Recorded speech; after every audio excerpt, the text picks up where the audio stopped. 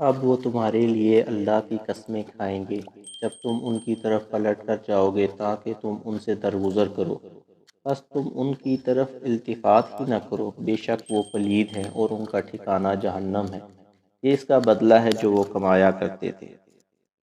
یہ تمہارے لیے قسمیں کھاتے ہیں تاکہ تم ان سے راضی ہو جاؤ، تو اے مسلمانوں اگر تم ان سے راضی ہو بھی جاؤ تو بھی اللہ نافرمانوں قوم سے راضی نہیں ہوگا۔ یہ دیہاتی لوگ سخت کافر اور سخت منافق ہیں، اور اپنے کفر و نفاق کی شدت کے باعث اسی قابل ہیں کہ وہ ان کی حدود و احکام سے جاہل رہیں جو اللہ نے اپنے رسول صلی اللہ علیہ وآلہ وسلم پر نازل فرمائے ہیں، اور اللہ خوب جاننے والا بڑی حکمت والا ہے۔ اور ان دیہاتی گواروں میں سے وہ شخص بھی ہے جو اس مال کو تاوان قرار دیتا ہے جسے وہ راہ خدا میں خرچ کرتا ہے، اور تم پر زمانہ کی گردشوں یعنی مصائب و آلام کا انتظار کرتا رہتا ہے۔ بلا و مصیبت کی بڑی گردشیں انہی پر ہیں،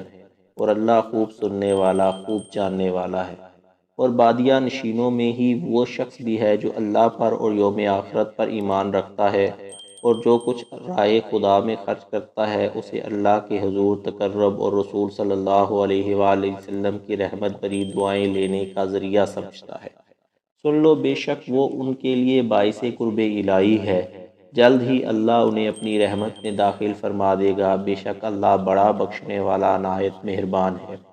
اور مہاجرین اور ان کے مددگار انصار میں سے سبقت لے جانے والے سب سے پہلے ایمان لانے والے اور درجہ احسان کے ساتھ ان کی پیروی کرنے والے، اللہ ان سب سے راضی ہو گیا اور وہ سب اس سے راضی ہو گئے، اور اس نے ان کے لیے جنتیں تیار فرما رکھی ہیں جن کے نیچے نہریں بہہ رہی ہیں، اور وہ ان میں ہمیشہ ہمیشہ رہنے والے ہیں، یہی زبردست کامیابی ہے۔ اور مسلمانوں، تمہارے گرد و نواح کے دیہاتی گواروں میں بعض منافق ہیں اور بعض باشندگان مدینہ بھی، یہ لوگ نفاق پر اڑے ہوئے ہیں، آپ انہیں اب تک نہیں جانتے، ہم انہیں جانتے ہیں۔ بعد میں حضور صلی اللہ علیہ وآلہ وسلم کو بھی جملہ منافقین کا علم اور معرفت عطا کر دی گئی۔ ان قریب ہم انہیں 2 مرتبہ دنیا میں ہی عذاب دیں گے، پھر وہ قیامت میں بڑے عذاب کی طرف پلٹائے جائیں گے۔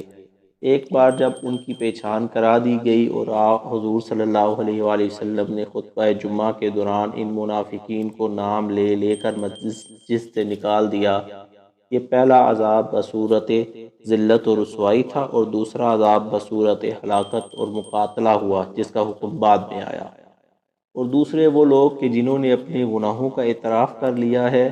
انہوں نے کچھ نیک عمل اور دوسرے برے کاموں کو غلطی سے ملا جلا دیا ہے، قریب ہے کہ اللہ ان کی توبہ قبول فرما لے، بے شک اللہ بڑا بخشنے والا نہایت مہربان ہے۔ آپ ان کے اموال میں سے صدقہ زکوٰۃ وصول کیجئے کہ آپ اس صدقہ کے باعث انہیں گناہوں سے پاک فرما دیں، اور انہیں ایمان و مال کی پاکیزگی سے برکت بخش دیں، اور ان کے حق میں دعا فرمائیں، بے شک آپ کی دعا ان کے لیے باعث تسکین ہے، اور اللہ خوب سننے والا خوب جاننے والا ہے۔ کیا وہ نہیں جانتے کہ بے شک اللہ ہی تو اپنے بندوں سے ان کی توبہ قبول فرماتا ہے، اور صدقات یعنی زکوٰۃ و خیرات اپنے دست قدرت سے وصول فرماتا ہے، اور یہ کہ اللہ ہی بڑا توبہ قبول فرمانے والا نہایت مہربان ہے۔ اور فرما دیجئے تم عمل کرو سو ان قریب تمہارے عمل کو اللہ بھی دیکھ لے گا، اور اس کا رسول صلی اللہ علیہ وآلہ وسلم بھی دیکھ لیں گے، اور اہل ایمان بھی، اور تم ان قریب ہر پوشیدہ اور ظاہر کو جاننے والے رب کی طرف لوٹائے جاؤ گے، سو وہ تمہیں ان اعمال سے خبردار فرما دے گا جو تم کرتے رہے تھے۔ اور کچھ دوسرے بھی ہیں جو اللہ کے آئندہ حکم کے لیے مؤخر رکھے گئے ہیں، وہ یا تو انہیں عذاب دے گا یا ان کی توبہ قبول فرما لے گا، اور اللہ خوب جاننے والا بڑی حکمت والا ہے۔ اور منافقین میں سے وہ بھی ہیں جنہوں نے ایک مسجد تیار کی ہے مسلمانوں کو نقصان پہنچانے اور کفر کو تقویت دینے اور اہل ایمان کے درمیان تفرقہ پیدا کرنے اور اس شخص کی گھاٹ کی جگہ بنانے کی غرض سے جو اللہ اور اس کے رسول صلی اللہ علیہ وآلہ وسلم سے پہلے ہی سے جنگ کر رہا ہے۔ اور وہ ضرور قسمیں کھائیں گے کہ ہم نے اس مسجد کے بنانے سے سوائے بھلائی کے اور کوئی ارادہ نہیں کیا، اور اللہ گواہی دیتا ہے کہ وہ یقیناً جھوٹے ہیں۔ اے حبیب صلی اللہ علیہ وآلہ وسلم، آپ اس مسجد کے نام پر بنائی گئی عمارت میں کبھی بھی کھڑے نہ ہوں۔ البتہ وہ مسجد جس کی بنیاد پہلے ہی دن سے تقوی پر رکھی گئی ہے حقدار ہے کہ آپ اس میں قیام فرما ہوں۔ اس میں ایسے لوگ ہیں جو ظاہراً اور باطناً پاک رہنے کو پسند کرتے ہیں، اور اللہ طہارت چار لوگوں سے محبت فرماتا ہے۔ بھلا وہ شخص جس نے اپنی عمارت یعنی مسجد کی بنیاد اللہ سے ڈرنے اور اس کی رضا و خوشنودی پر رکھی بہتر ہے، یا وہ شخص جس نے اپنی عمارت کی بنیاد ایسے گڑھے کے کنارے پر رکھی جو گرنے والا ہے، سو وہ عمارت اس معمار کے ساتھ ہی آتش دوزخ میں گر پڑی، اور اللہ ظالم لوگوں کو ہدایت نہیں فرماتا۔ ان کی عمارت جسے انہوں نے مسجد کے نام پر بنا رکھا ہے، ہمیشہ ان کے دلوں میں شک و نفاق کے باعث کھٹکتی رہے گی، سوائے اس کے کہ ان کے دل مسلسل خراش کی وجہ سے پارا پارا ہو جائیں، اور اللہ خوب جاننے والا بڑی حکمت والا ہے۔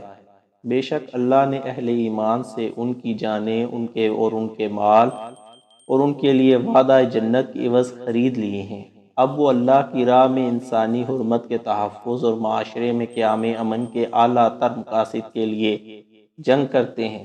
سو وہ دوران جنگ قتل کرتے ہیں اور خود بھی قتل کیے جاتے ہیں۔ اللہ نے اپنے ذمہ کرم پر پختہ وعدہ لیا ہے، تو رات میں بھی اور انجیل میں بھی اور قرآن میں بھی، اور کون اپنے وعدے کو اللہ سے زیادہ پورا کرنے والا ہے۔ سو ایمان والو، تم اپنے اس سودے پر خوشیاں مناؤ جس کے عوض تم نے جان و مال کو بیچا ہے، اور یہی تو زبردست کامیابی ہے۔ یہ مومنین جنہوں نے اللہ سے اخروی سودا کر لیا ہے، توبہ کرنے والے، عبادت گزار، اللہ کی حمد و ثنا کرنے والے، دنیاوی لذتوں سے کنارہ کش، روزے دار، خشوع و خضوع سے رکوع کرنے والے، قرب الہی کی خاطر سجود کرنے والے، نیکی کا حکم کرنے والے اور برائی سے روکنے والے، اور اللہ کی مقرر کردہ حدود کی حفاظت کرنے والے، اور ان اہل ایمان کو خوشخبری سنا دیجئے۔ نبی صلی اللہ علیہ وآلہ وسلم اور ایمان والوں کے شان کے لائق نہیں کہ مشرکوں کے لیے دعائے مغفرت کریں اگرچہ وہ قرابت دار ہی ہوں، اور اس کے بعد کہ ان کے لیے واضح ہو چکا کہ وہ مشرکین اہل جہنم ہیں۔ اور ابراہیم علیہ السلام کا اپنے باپ یعنی چچا آزر جس نے آپ کو پالا تھا کے لیے دعائے مغفرت کرنا صرف اس وعدہ کے غرض سے تھا جو وہ اس سے کر چکے تھے۔ پھر جب ان پر یہ ظاہر ہو گیا کہ وہ اللہ کا دشمن ہے تو وہ اس سے بیزار ہو گئے، اس سے لا تعلق ہو گئے، اور پھر کبھی اس کے حق میں دعا نہ کی۔ بے شک ابراہیم علیہ السلام بڑے دردمند، کریا و زاری کرنے والے اور نہایت بردبار تھے، اور اللہ کی شان نہیں کہ وہ کسی قوم کو گمراہ کر دے اور اس کے بعد اس نے انہیں ہدایت سے نواز دیا ہو، یہاں تک کہ وہ ان کے لیے وہ چیزیں واضح فرما دے جن سے انہیں پرہیز کرنا چاہیے۔ بے شک اللہ ہر چیز کو خوب جاننے والا ہے۔